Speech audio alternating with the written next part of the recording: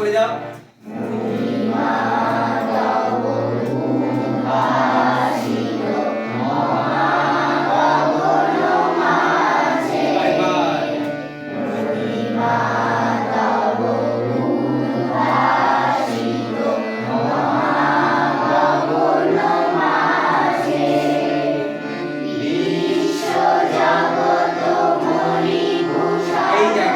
এই যে মণিভূষণ বলছো, মণি বলার পর ভূষণটা ভূ বলে একটু টেনে তারপর সন, ঠিক আছে?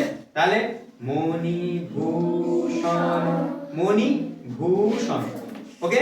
তাহলে বিশ্ব জগৎ একসাথে, বিশ্ব জগৎ মণিভূষণ, আবার এইটুকুই, বিশ্ব জগৎ মণিভূষণ